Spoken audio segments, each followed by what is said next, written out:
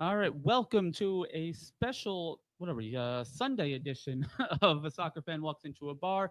A very nice, warm day. And here we are. We have Aaron beside me, Diego in the other part of the studio with a second camera virtually. And we have a special Gold Cup final preview edition. For those of you that are not aware, both semifinals were Wednesday. A 2-1 victory for the USA over Guatemala, a 1-0 victory for Mexico over Honduras. US Mexico final, it doesn't get much better than that. Obviously, the Gold Cup does not have, at least globally, the regard that the Euros does, that Copa America does, that Champions League does. But here we are. Like I said, you couldn't ask for anything better. Before we get to all the festivities of this evening, we would be remiss if we didn't mention our condolences to the Liverpool family and the Jota, Diogo Jota and his brother Andre Silva, tragically passing away earlier in the week. As a self-professed Liverpool hater, obviously you don't ever wish anything like this on anyone, including your worst enemy. Jota by most accounts was one of the good guys in the game, and obviously tragically taken too soon from us. And you know, Liverpool and the Portugal national team and everyone involved, either firsthand or outside of that.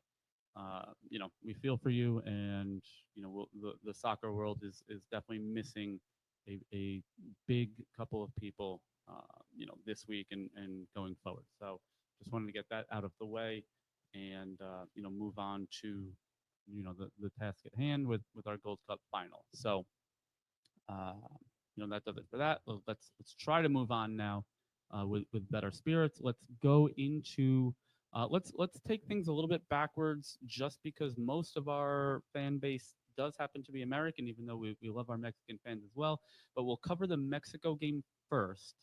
Raul Jimenez goal in the 50th minute. Um, Fairly decent game in terms of their ascendancy and their domination. Diego, what were your thoughts on the Mexico Honduras semifinal over there? Hey, like I always say, every time I talk bad about some team, they show up They're here next to prove time. you wrong. And I think I did my job this time around because Mexico did show up. They definitely showed up. Eh, I think Guatemala, no? No, USA played Yeah. Guatemala. Oh, Mexico so played. Honduras. Yes. Honduras put up a great fight. I gotta tell you, congratulations. We talked about it. They haven't been in these stages in a long time, so that actually, it's great for the country. The Yeah. country was Yeah. very happy. They were satisfied even with the loss because their team fought well, and now Mexico is, he's got to focus up. They got to show the same resiliency and the same control of the ball, I want to say, that they had in this match. They got to come back to those. They got to, funnel up or channel their pride, their Mexican pride, and show up and show the dominant team they are. And in a way, shot a lot of the doubters, including myself, up. Yeah. Like, this No, is their I chance. This is their chance to show that they're still at the top of Central America when it comes to soccer. right. Um, it's very interesting, and we'll cover it more as we get to the preview for the actual final, as opposed to just talking about the midweek results for them. But the optimism is not necessarily there, at least in our circle of the world. Yeah. Here in Newburgh with the Mexican American soccer base over here. So let's jump right over. We're going to try to keep this as quick as possible. You know how much we love to talk. Let's go to the other side of the bracket. USA and a very very surprising Guatemala squad. Two early goals from by many accounts our new number 10 Diego Luna, fourth minute and 15th minute goals. Um, Very nice goals as well. He's really kind of coming into his own here, in the absence of our quote unquote A squad. That'll be another topic to talk about. And then they did kind of pack it in a little bit.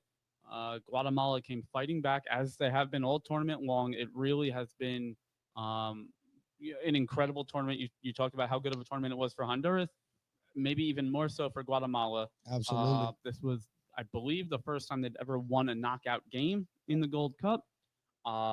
They traveled, the fan base traveled incredibly well. The stadium, by many accounts, was mostly Guatemalan. Um, Aaron, what you Oh, I checked was out the just game oh, I and was just looking up the he's got 3 goals in his 5 matches. yeah, Diego Luna is really been doing well. Overall thoughts from either of you, I guess, on the semifinal result and the match. I think that it's just going to show that this USA team is trying to earn their spot again. I think it's going to be tough choices come the World Cup. Who's going to play? And I think to build off that, I think this is kind of what you. uh, it's a tough spot, but this is what you want as if you're Pochettino. You want to have these tough decisions to make. You want to have 20, 30, 40 guys that are playing well, in form, doing what you want them to do, and you take it from there and you just see who fits into your system best.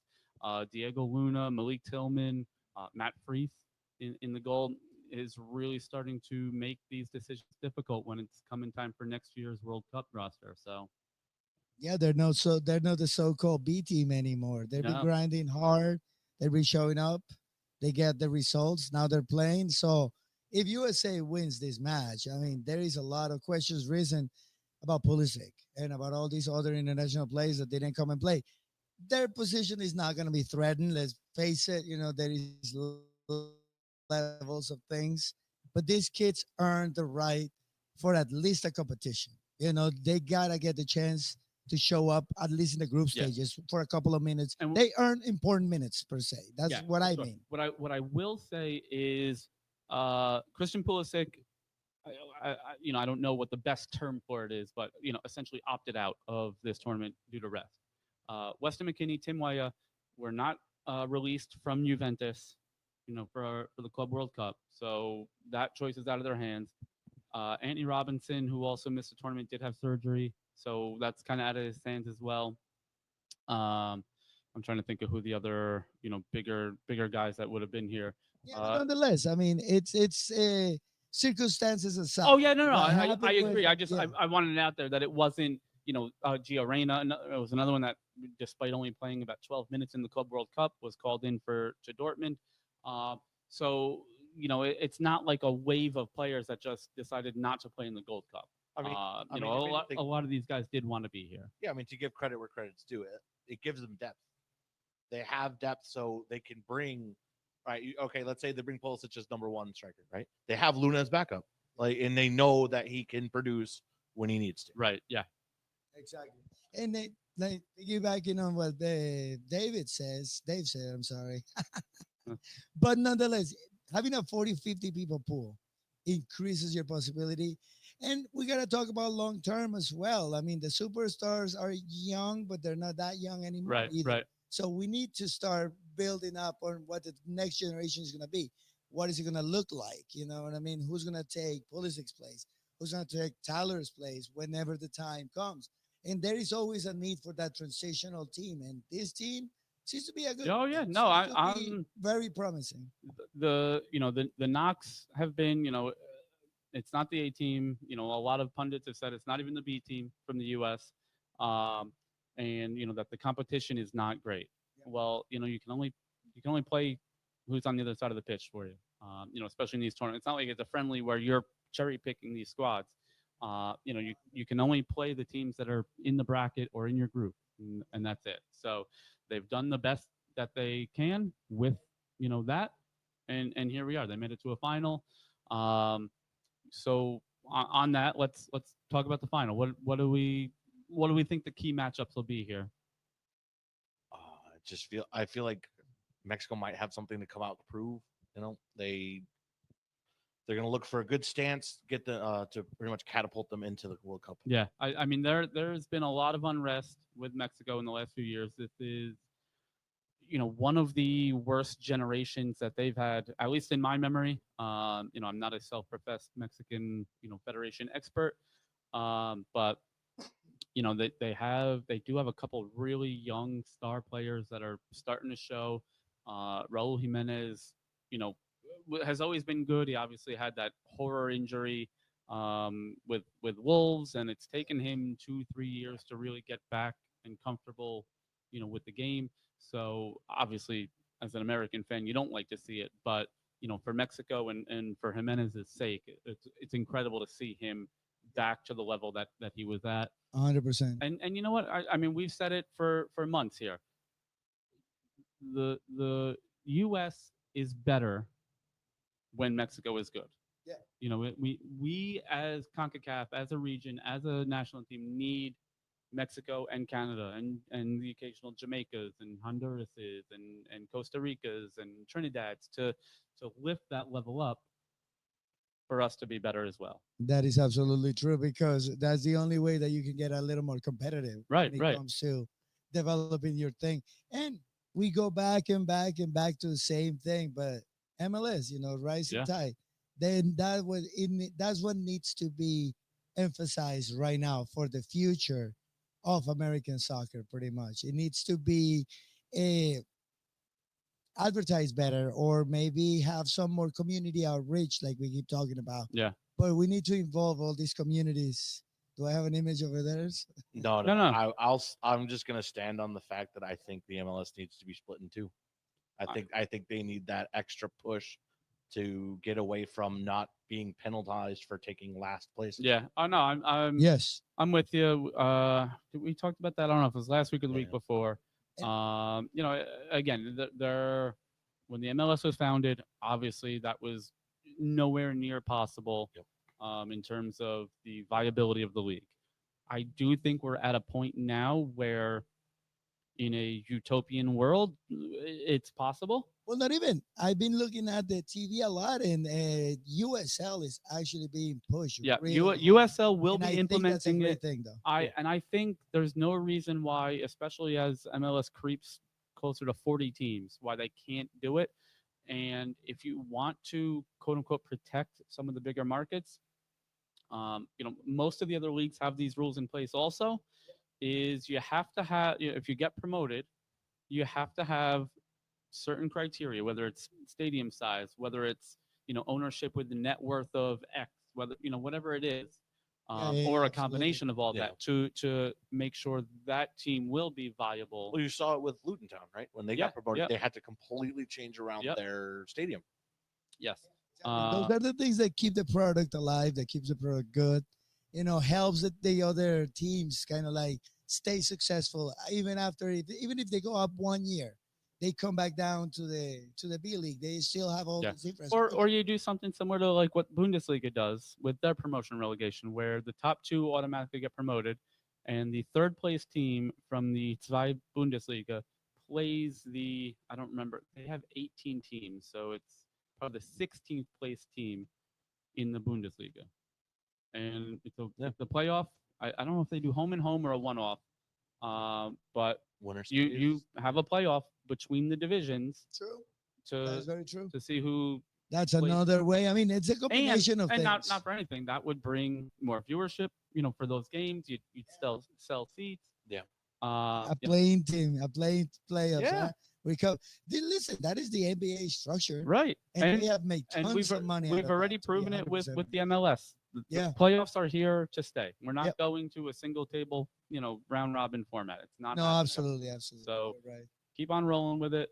Yeah. You give that struggling team, more gate receipts for a big game, and the chance to stay up. And generally speaking, even with the parity in American soccer, that second division team does not stand much of a chance in that Yeah. playoff. And if they beat the MLS team in that case, then Yeah, no, more- it's all more about power to them. excitement. And to be honest, yeah, once the MLS gets through that, this market, it's an on top gold mine. But Yeah. when the things all is all said and done, the possibilities of an American soccer league will be endless.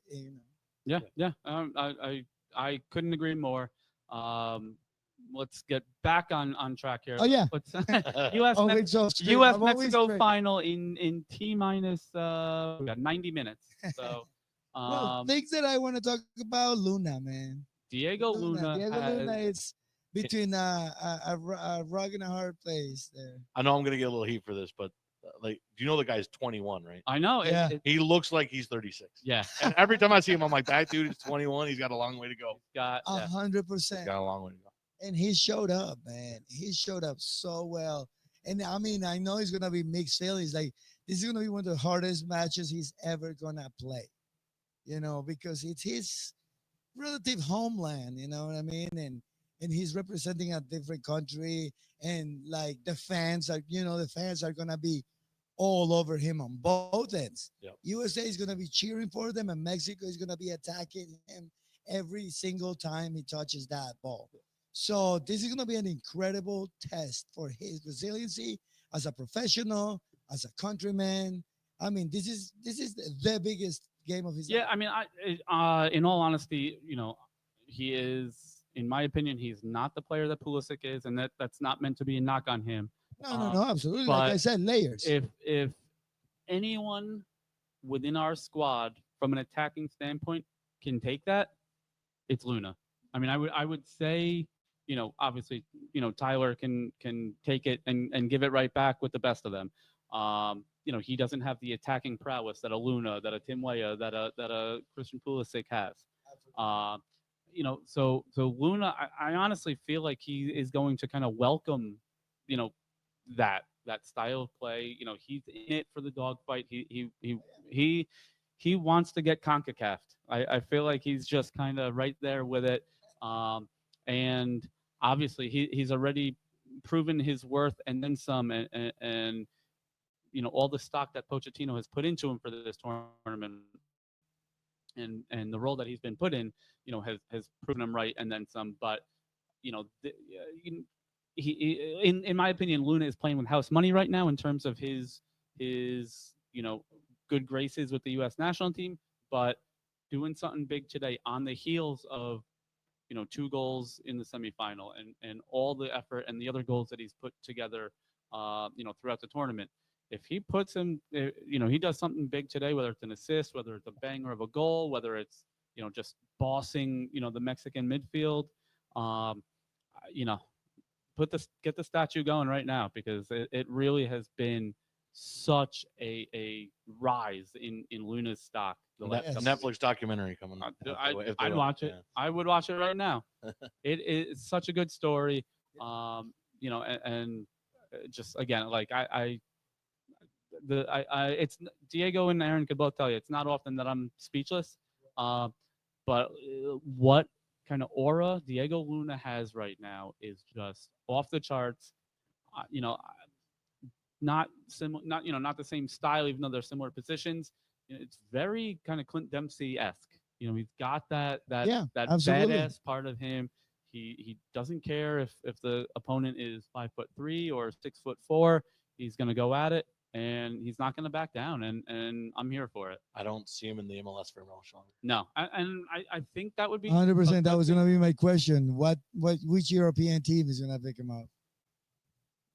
I don't want him to go to a big team. To be 100% honest with you, he should go something like Bournemouth, Brighton, something. Start in Germany, maybe. Germany will be a great development point. For me personally, Italy. No, I think where I would love to see him play, and I'm just looking up the rumors to see if he's kind of, hinted to be going anywhere. Imagine him playing for Cholo Simeone at Atletico. Oh, Dude. That would be a good pairing. That Again, would be incredible. I don't know who else they have in those roles and the contract. And I'm just off the top of my head, he is an Atleti style player. Just get in there, bang him around. Exactly. And be tough and be greedy and just fight it out. And Cholo will train him incredibly Yeah. well. Like having a coach like him for the beginning of your career in Europe, it's one of the biggest blessings you can have. And I would assume that he also has a pretty good relationship with Pochettino. Yeah. So Yeah, I'm sure they chat daily, weekly, whatever they it can is. work something out there. That's Hey, listen, if this video somehow ends up in Pochettino's eyes, about that, my brother, Mauricio, make get it happen, going. bud. Send him out to Athletic, boy. All right. So, like I said, I want to keep this fairly brief if possible. The lineups have not been released yet, so we don't know any of that. But here we are. Predictions, Diego. Again, I think that is this penalty situation. I was trying Is to this look a it up. penalty I thing? no, And Freeze is gonna win it again. well, it can go to penalties, Is this obviously, a but I thing? was No, looking that's up. what I'm saying. Is this I- one of those? I think it goes to extra time first in the final. I haven't seen anything one way or the other, but I would imagine, even though they did it for the other games, I can't see a cup final going straight to penalties. No. I think it was talked about. They only doing it for the previous games. The final has extra time and it has penalties. Okay. That was talked about during the transmissions, I'm pretty sure. Okay. So as much as I will love to have penalty shootouts and have Freeze won it, and if it happens, I said it before you two guys, but I think USA is gonna take it. Again, my Mexican friends, maybe I'm just using my reverse psychology mojo to have Mexico win, but I think USA is gonna take it. There is just something about the teams, like we were talking about. Mexico is kind of like in a downward spiral right now, and yes, they're winning games, and yes, they beat Saudi Arabia convincingly, and they played really well against Honduras, but those matches were closer than I thought they should have been. For Mexico team, this got good players. I actually Yeah. went in depth a little bit, and the players have skills. Like they have the level. They play the right teams, but they just don't believe in themselves. They don't look cohesive, and USA actually does. That's the difference. So I want to say 2-1, 2-1 USA. So I want to. Obviously, I'll be rooting for the USA, but the pessimist in me says Mexico 2-1. Okay. And I again, pessimism all stands forward. I like after that happens, we're gonna get the what ifs coming Yeah. from all the pundits. Why did this happen? Why didn't they win? Who could have made it win? And it's just gonna be downhill from there. Yeah, I don't disagree with you, but realistically, with the squad the U.S. has, Mhm. we made it to a final. What else is there? Obviously, you want to win that final, Correct. but you made it as far as you possibly can. Mhm. You go into a final, a one-off game, and who knows what can happen. Whether it's an early injury, whether it's an early red card, whether it's a deflection off a defender for an own goal. There's so many what ifs within the game Correct. that can happen. I do think it's very difficult to put all your energy into the actual result of a final. Correct. You look at it on the flip side. Look at Postecoglou. He won a final, and they still got rid of him.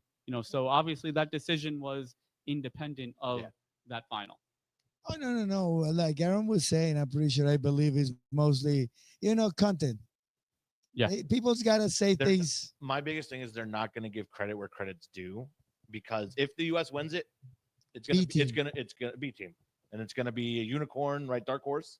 If they lose it, what if? Yeah. Why did they lose it? No, Who but could have won it? on the flip side, I 100%. and this is what I was talking to some of our Mexican fans upstairs. Mexico right now, you're in a lose-lose situation. This is a game that, based on the rosters, they should win. Yeah. If you win, though, again, like we said, it's the US's B/C team. It's a Mickey Mouse Right. trophy. It's Yeah. the Gold Cup. Nobody cares. If they don't win, well, you just lost to the second or third squad from the U.S. So And as ironic as it is, that is the reality of American and Mexican soccer. Is never good enough. Just because of, yes, everybody puts the rest of the world says that the tournaments that happen in Central America are irrelevant, that they don't count, that there is no level.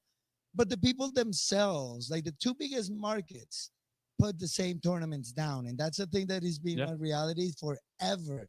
Dude, take pride on your own product.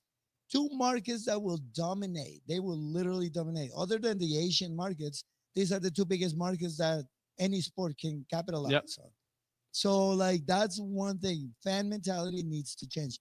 Like you guys just said, Aaron said, USA, American media is not gonna give credit, and they are definitely gonna barrage the loss. Right. Mexico is gonna be the same way. They're not gonna give any credit, but God forbid they lose to USA. I mean, they're calling for heads. Yeah, yeah. That's a huge problem, man. That's a thing that essentially needs to change.